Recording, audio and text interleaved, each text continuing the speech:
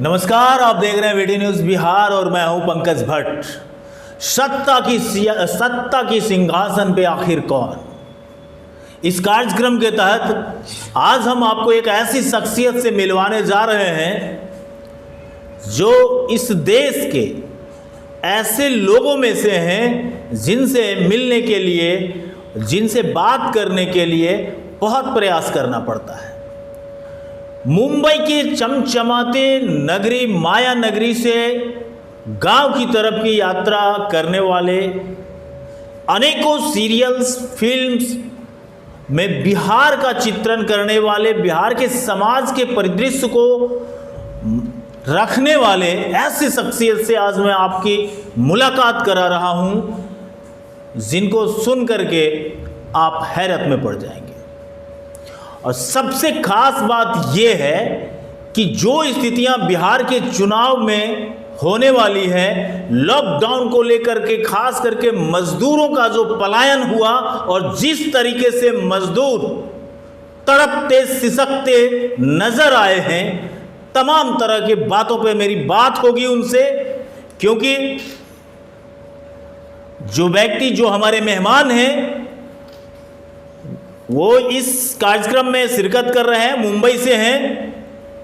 फूल सिंह, बिल्कुल आप सही पहचान पा रहे हैं, मैं उन्हीं की बात कर रहा हूं। ये वही फूल सिंह हैं जिन्होंने मुंबई में 2004 में अपना कदम रखा और सबसे पहले बिहार की वो चीज, वो असलियत सामने रखा लोगों के पास, जो आज भी सहज तौर पर लोग गुनगुना लेते हैं। कखन हरब दुख मोर, विद्यापति की बहुत प्रचलित ये पंक्ति है और इस पंक्ति के नाम से उन्होंने एक फिल्म बनाई जिसमें स्वयं विद्यापति के रोल में दिखाई दिए। अनेकों सीरियल्स में काम किए, जैसे कि भाग्य विधाता, प्रतिज्ञा, एक घर बनाऊंगा, इश्क के रंग सफेद, बावले उतावले, कई एक ऐसे सीरियल्स जो आपके परिवार के एक एक लोग देखे भी होंगे। और मैं उनसे पूछूंगा कि मजदूरों की यह दशा क्यों। आप हमारे साथ जुड़ चुके हैं फूल सिंह जी, आप हमारी बात सुन पा रहे हैं? हाँ जी, नमस्कार जी, आपका बहुत बहुत स्वागत है हमारे इस कार्यक्रम में। धन्यवाद। और ये कार्यक्रम जो है आम जनमानस को देख करके लाया गया है, क्योंकि सियासत की जो परिभाषा बदलते जा रही है उस पे प्रहार करना सबसे बड़ा कर्तव्य होता है। क्योंकि अभी जो परिस्थितियां बिहार की बन चुकी है उसमें सत्तासीन दल के नेता नीतीश कुमार सुशासन की राग अलाप रहे हैं। चहुओर बंदूकें लहराई जा रही हैं, सरेआम पुलिसकर्मियों की हत्या की जा रही है, किसानों की हत्या की जा रही है, हत्याओं का एक दौर चल सा पड़ा है। क्या कहना चाहेंगे आप? देखिए, मैं तो एक ही बात कहूँगा कि बिहार की जो राजनीति है उसमें कहीं न कहीं से हम भी उसके भुक्तभोगी हैं कि आज से 18 साल पहले मुझे भी निकलना पड़ा था बिहार से, और 18 साल पहले मैं तो निकला, लेकिन मैं समझता हूँ कि 30 साल से जो बिहार से पलायन हुआ है, और जब चूँकि मैं मुंबई अध्यक्ष हूँ, मैं झुग्गी झोपड़ी में जाता हूँ, मैं जो देखता हूँ अपने बिहारी, गरीब बिहारियों की दुर्दशा देखता हूँ तो हृदय बड़ा द्रवित हो जाता है। और कहीं ना कहीं ये तमाम जो चीज़ें आप सुनते हैं, देखते हैं, चाहे वो हत्याओं का दौर है, किसान के हत्याओं का दौर हो, चाहे जो भी हत्याएं आज बिहार में हो रही हैं, कहीं न कहीं उसके पीछे ये राजनेता लोग ही हैं जो बिहार में इस क्राइम को बढ़ावा देते हैं। जी, आखिर ऐसा क्यों हो पा रहा है? राजनेता ऐसा क्यों होने देते हैं? यही तो दुर्भाग्य हमारे बिहार का। क्या हत्या की ही राजनीति करनी है? इन लोगों को लगता है कि हत्या की राजनीति से सब कुछ मिल जाएगा, लेकिन मैं तो इस बात को नहीं मानता हूं। मैं तो सर्व विथ लव, अगर आप प्यार से अपने लोगों की सेवा करें, अपने लोगों का ध्यान रखें, और अगर आप जनप्रतिनिधि हैं और एक जनप्रतिनिधि की तरह अगर आप काम करते हैं तो आपको हत्या करके राजनीति करने की कभी जरूरत नहीं पड़ेगी और जनप्रतिनिधि पे बनने की कभी जरूरत नहीं पड़ेगी।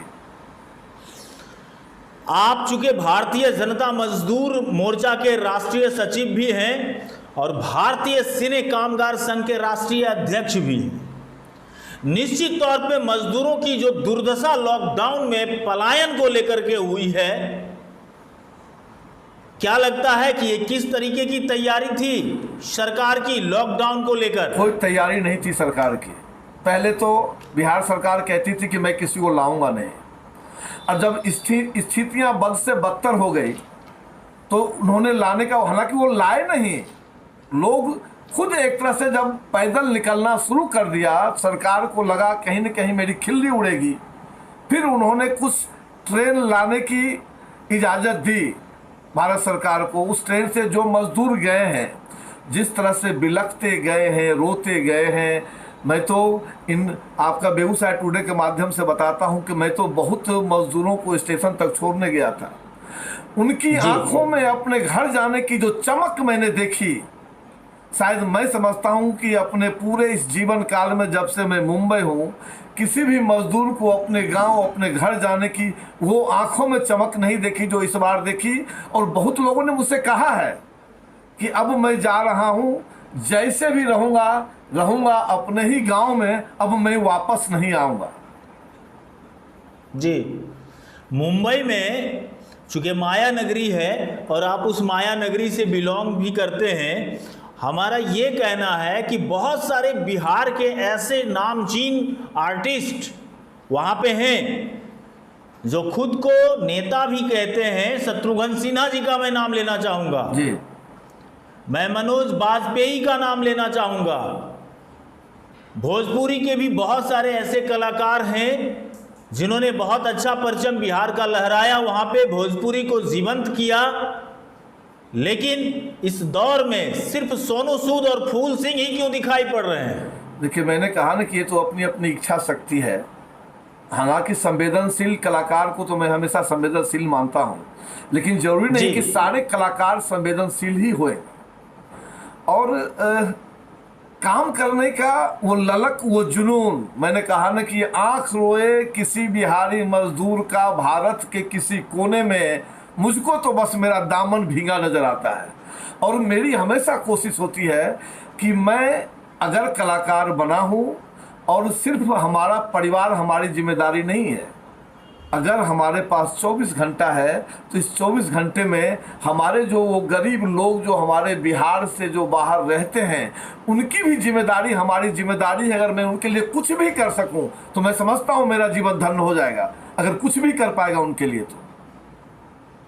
सर, ये एक चीज़ तो समझाना पड़ेगा ना कि आखिर वोट की ही राजनीति लॉकडाउन में ही हो गई ना। हाँ, ये तो मानना पड़ेगा। राजनीति मतलब राजनीति का जो राष्ट्रीय विपदा से भी कोई मतलब नहीं है इन लोगों को। नहीं, इनको मैंने कहा ना कि राजनीति में मित्र कठिन है, स्व से उठा चरित्र कठिन है, और किसी जुआरी के अड्डे पर वातावरण पवित्र कठिन है। आज की जो राजनीति है ना भट्ट साहब, मैं कहता हूं कि राजनीति की परिभाषा बदल दी गई है। राजनीति का मतलब अब व्यवसाय हो गया है। हालांकि मैं भी राजनीति करता हूं और मैं पंडित दीनदयाल उपाध्याय जी के आदर्शों पे सदा चलते आया हूं, और सब जब तक मेरी जिंदगी है मैं राजनीति को हमेशा समाज सेवा के रूप में ही देखूंगा। ये मैं आपसे वादा करता हूं, आपके चैनल के माध्यम से वादा करता हूं कि राजनीति का मतलब मेरी नज़र में सिर्फ और सिर्फ समाज सेवा है। सर, समाज की सेवा करते करते राजनीतिक पार्टी बदल जाती है सर। बदलते होंगे लोग। अभी उसका अभी जस्ट मैं एक एग्जाम्पल, एक नहीं बल्कि कई एक एग्जाम्पल आपके सामने रख सकता हूं, जिसमें कोई खुद को सन ऑफ मल्लाह कह दिया और मुजफ्फरपुर में महिलाओं के साथ सहनी परिवार की वो महिलाएं, एक ही परिवार की महिलाएं, 3 महिलाओं को पीटा गया, बाल काटे गए, और लास्ट में अंत में क्या किया कि उन्हें गंदे गंदे चीज पिलाए भी गए। देखिए यही तो हमारा, लेकिन ये सन ऑफ मल्ला नहीं, कुछ नहीं, एक चू नहीं बोले। और वहां के सांसद भी मदन सहनी जी, ये यही तो मैं कह रहा हूं, मैं यही कहना चाह रहा हूं आपसे कि हमारे बिहार का दुर्भाग्य ये है कि हर नेता अपनी जाति के पीछे भागता है। और यही कारण है कि आज तक जो बिहार का, आज भी देखिए नीति आयोग का ये कहना है कि आज भी बिहार सबसे पिछड़े राज्य में आता है, सब कुछ रहते हुए भी। और इसका सबसे बड़ा कारण है कि जैसे ही चुनाव आएगा सब लोग अपने जाति के पीछे भागते हैं, चाहे वो वोट देने वाले हों चाहे ये वोट मांगने वाले हों। जब तक ये प्रक्रिया नहीं बदलेगी तब तक ये होता रहेगा। मुकेश सहनी जैसे लोग जाएंगे और अपना उल्लू सीधा करते रहेंगे, समाज को कुछ नहीं देंगे। मतलब सिर्फ सन ऑफ मल्ला होंगे लेकिन माँ बहन की इज्जत आबरू नहीं बचा सकते। मतलब ही नहीं है उनसे। आप, मुझे याद है मुकेश सहनी को मैं अच्छे तरह से जानता हूं, मैं भी मुंबई रहता हूं, मैं जानता हूं उसको। इससे पहले वो भारतीय जनता पार्टी के साथ थे। उनको सत्ता चाहिए। मैंने कहा ना आपको कि राजनीति की परिभाषा बदल दी गई है। हर किसी को सत्ता ही चाहिए, सत्ता का ही सुख चाहिए। जनता जाए बाहर में कोई मतलब नहीं है, समाज में कैसे उत्थान हो कोई मतलब नहीं है, उनको सत्ता चाहिए। किसको आखिर ऑप्शन क्या है? यहां आप एक सिरे से देखिए, रामविलास पासवान जी भी जातिगत राजनीति करके ऊपर आए। हाँ। मुकेश सहनी को देखिए, जातिगत राजनीति करके ऊपर आए। मैं तो उसके बाद कुशवाहा जी को देख लीजिए, वो भी जातिगत राजनीति करके ऊपर आए। अब ब्राह्मण और भूमिहारों का मुखौटा पहन करके भी लोग राजनीति करने के लिए पहुंच गए। देखिए, मेरी एक कोशिश है, मैं यही चीज बदलना चाहता हूं कि अब बहुत हो चुका, अब बहुत हो चुका। अब इन चीजों से बाहर निकलिए।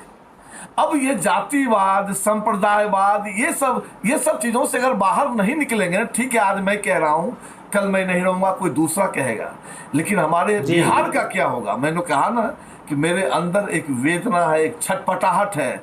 मैं कितना सफल होऊंगा इन चीजों में मुझे नहीं मालूम, लेकिन मैं इन चीजों का हमेशा पुरजोर विरोध करता रहा हूं कि कभी भी अगर किसी भी राज्य को विकास चाहिए तो सबसे पहले वहां जातिवाद नाम का ये जो चीज है इसको खत्म करना पड़ेगा।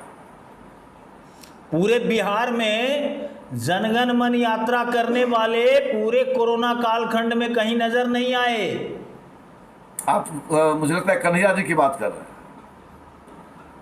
जी, ये लोग नजर नहीं आएंगे। मैंने क्या कहा आपको, देखिए ये अंदर की भावना होती है और इसमें बहुत लोग उजागर भी हो जाते हैं। लोग कहते हैं ना, हमारे पूर्वज कहते थे कि बेटा अच्छा काम करोगे, अच्छे कर्म करोगे तो अच्छा फल मिलेगा। समाज ने दिया, देश ने दिया, एक पहचान दी, लेकिन जब समय आया तो पता चल गया कि ये कितने समाज के साथ हैं, ये सबको पता चल गया। कन्हैया जैसे लोगों ने कुछ नहीं दिया समाज को, सिर्फ बांटने का काम किया। देश के उन लोगों के साथ हमेशा इसने अपने रिश्ते निभाए जो देश को कभी भी एकजुट होना नहीं देखना चाहता है। जी, एक नई चीज देखने को मिल रही है राजद की तरफ से जी, जहां तेजस्वी यादव कहते नजर आते हैं कि जिस समय हमारी सरकार थी उस समय क्या हो रहा था, नहीं हो रहा था, मैं तो बच्चा था। अच्छा, और उसके किए की सजा तो 15 साल से भुगत रहा हूं। अब और कितनी सजा मिलनी चाहिए मुझे? मेरा बस चले तो बिहार के लोगों को तो एकदम सामूहिक बहिष्कार कर देना चाहिए। देखिए जब तक बिहार में वो परिवारवाद, लालू जी ने क्या किया, अपने परिवार के प्रति ही सिमट के रह गए, चाहे वो साला हो, चाहे बेटा हो, चाहे परिवार का लोग हो।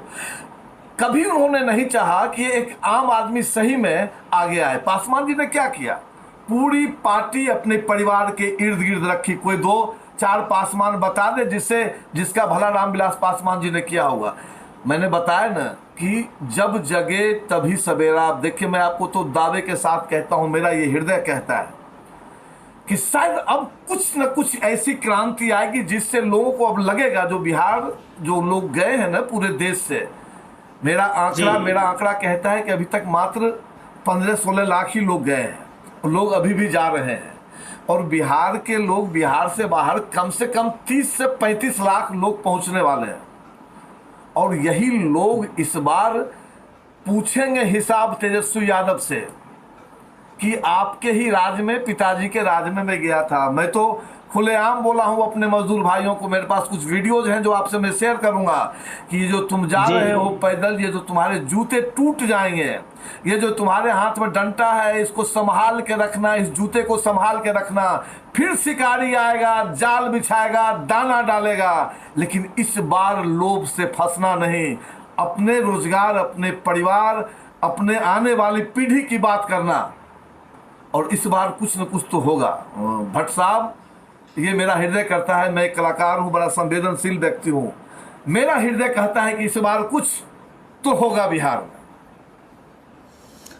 सर, एक बात समझ में नहीं आती है कि जिस बेगूसराय की धरती से आप हैं, उस बेगूसराय की धरती के किसान जो हैं अपना हृदय काट करके रिफाइनरी को खड़ा कर दिया जी, फर्टिलाइजर को खड़ा कर दिया जी, गरहाड़ा यार्ड दिया।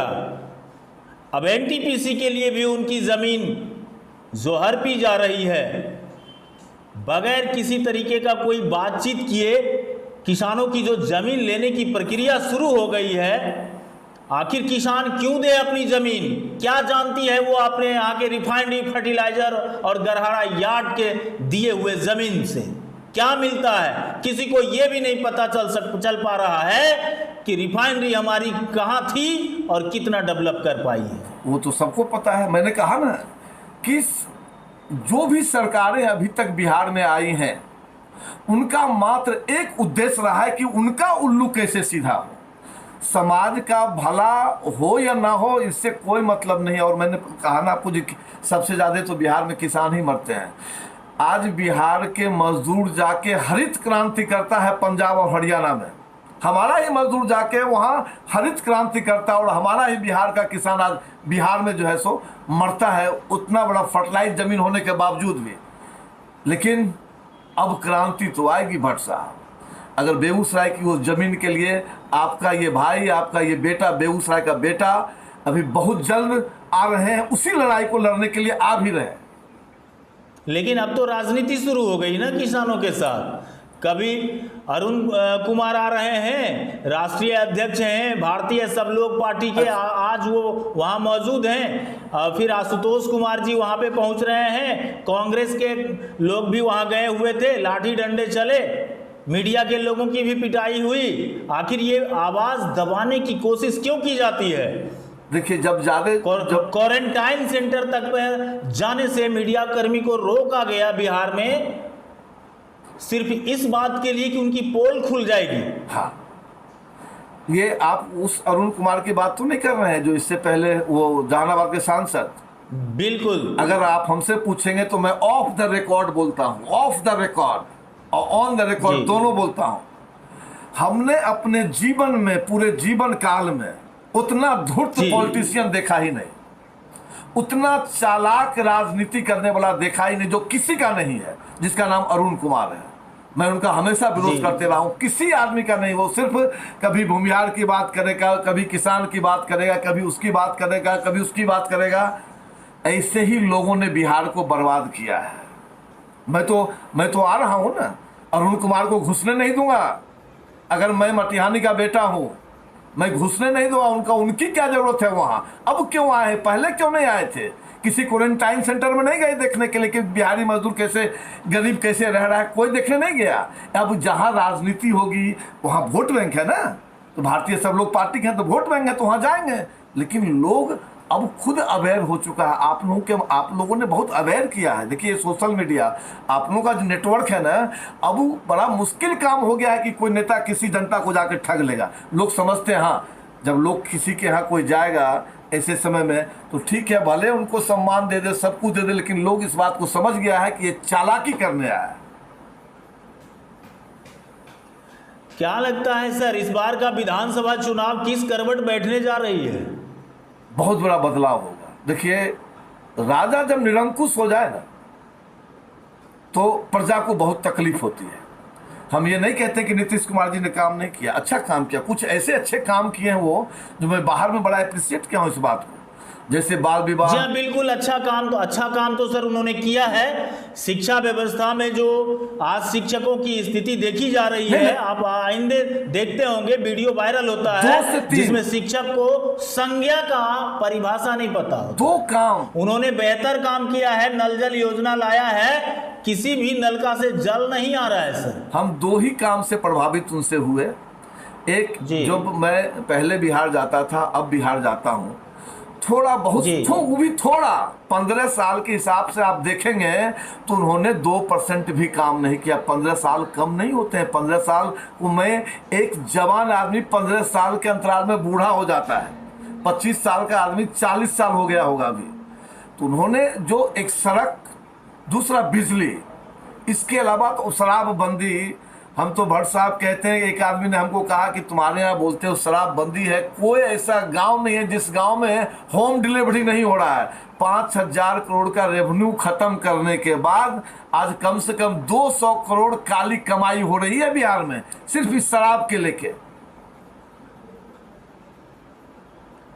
जी जी बिल्कुल बिल्कुल। तो बस दो काम, उनका जो बाल विवाह था और जो सड़क और थोड़ी बहुत बिजली, बाकी तो सब घोषणाएं हैं साहब, सब घोषणाएं और कुछ नहीं है। अगर ये सारा कुछ होता तो आज भी देखिए ना, मुझे तो कभी कभी ये लगता है जब उन्होंने कहा कि 50 लाख लोगों की वो रोजगार देंगे, मुझे मैं बिफर गया। उस दिन मैंने आपको भेजा भी था एक वीडियो में, बिफर गया कि कैसे फिर से आप बेवकूफ़ बना रहे हैं।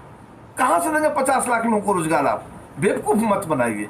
हालांकि अब वैसे भी लोग बेवकूफ़ बनने के मूड में नहीं है इस बार बिहार के। जन वितरण प्रणाली में जो भ्रष्टाचार दिखाई पड़ा है, उन मजदूरों के परिवारों को भोजन का जो अनाज मिलना चाहिए वो भी नहीं मिलता है। किस सुशासन और जंगल राज में क्या अंतर रह गया सर? कोई अंतर नहीं है दोनों में, हमसे पूछिए ना, कोई अंतर नहीं है। इसलिए तो मैं कहता हूं कि इस बार बदलाव होगा। देखिए, कुछ यूथ को आगे आना पड़ेगा। यूथ जब तक आगे नहीं आएगा, और इस बार मुझे लगता है कि आप जैसे लोगों ने क्रांति लाई है, आप जैसे लोगों का जो ये सोशल मीडिया का माध्यम है, इस 5 साल के अंदर, इस खासकर इस आने वाले ये भी जो 2 साल है, इस 2 साल में आप लोगों ने क्रांति लाई है।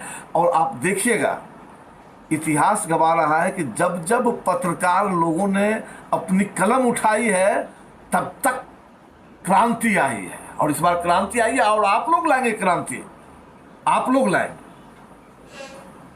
जी बहुत बहुत धन्यवाद आपका हमारे इस कार्यक्रम से जुड़ने के लिए। तो आप देख रहे थे वीडी न्यूज़ का ये सिंहासन की सत्ता पे कौन कार्यक्रम में हमारे साथ मौजूद थे फूल सिंह, जिन्होंने स्पष्ट तौर पे कहा कि जंगल राज और सुशासन में अब कोई अंतर नहीं रह गया है। इसलिए बिहार में आने वाले समय में जो चुनाव है वो चुनाव नहीं, चुनाव के साथ एक बेहतर बदलाव की तरफ इशारा कर रहा है। इसलिए सत्ता के सिंहासन पर होगा कौन, आप हमारे साथ बने रहेंगे वीडी न्यूज़ बिहार के लिए।